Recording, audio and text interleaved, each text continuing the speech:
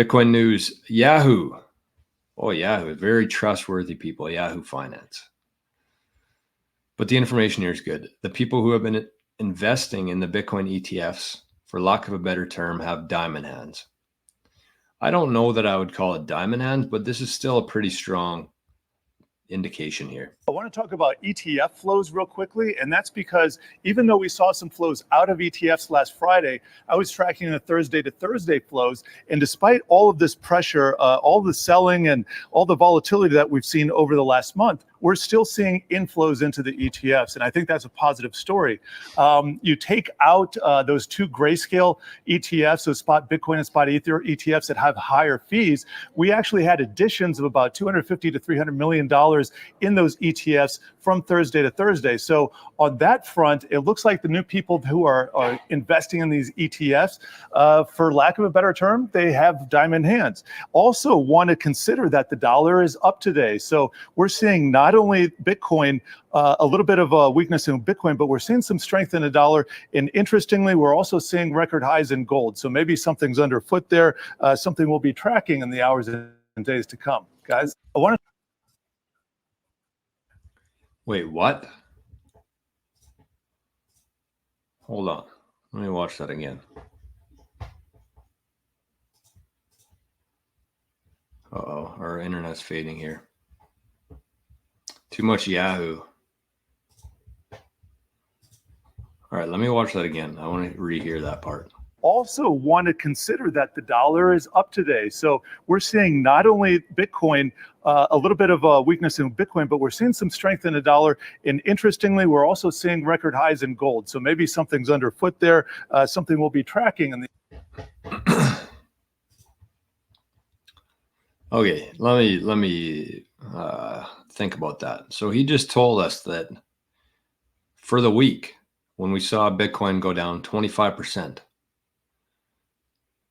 and the ETF holders, a net inflows of $300 million. And he's somehow telling us that there's weakness in Bitcoin. How does that work? I feel like that's very, very positive for Bitcoin, not weakness.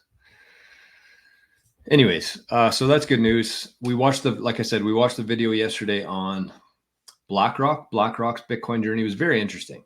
So if you're a Bitcoin journeyman or somebody who is in the living in the future community, you can go back and watch that video yesterday. We sped it up a bit. We had some good conversations about BlackRock. It was interesting. They had one of their employees there from 2018.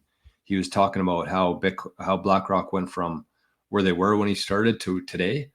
He was talking about his conversations with financial advisors and how much they plan on allocating to Bitcoin ETF.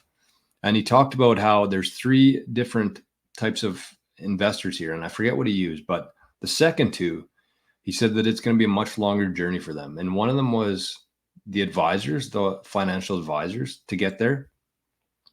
And the other one was institutions like the big money, like Morgan Stanley, like who else did he say? The big banks. He said it's going to be a much longer journey for them to actually be able to access the Bitcoin ETF. There's a lot of things within their corporate structure that don't allow them to hold ETFs. But the point of that, one of the main things that he talked about was that in 6 months, BlackRock, through everything we've seen in the last 6 months, BlackRock has had one day. One day. It's actually 7 months or 8 months now almost. But they've had one single day where they had net outflows.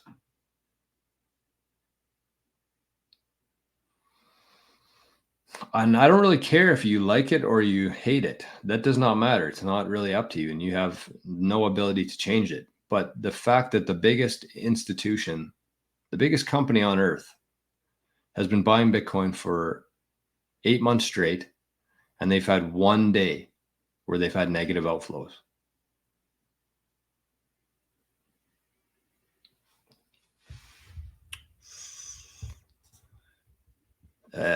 Just like to me, there's absolutely no reason why every single financial advisor on the planet, when you see that, forget everything else, forget the technology, forget the fixed supply, forget the banking for everybody, forget everything else involved with Bitcoin. The fact that BlackRock, the biggest company on earth, has accumulated 2% of the total supply, and in 8 months, they've had one single day where they had negative outflows.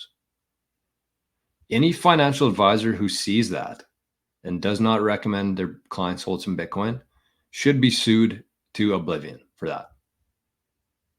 I don't care. I don't say what you want. Come after me. I don't really care. It's just insane that these people who are responsible for their clients' wealth, all the energy, all the time they put into their whole life, they trust with the financial advisor. And I get it that some can't actually do it. He talked about the solicited versus unsolicited Bitcoin availability, but it's wild to me. What else did we have here? Exactly. Numbers do not lie. You cannot disagree with that. You cannot object to the fact that the biggest company on the planet has been buying Bitcoin every single day for 8 months, and they've had one day with net outflows. Crazy.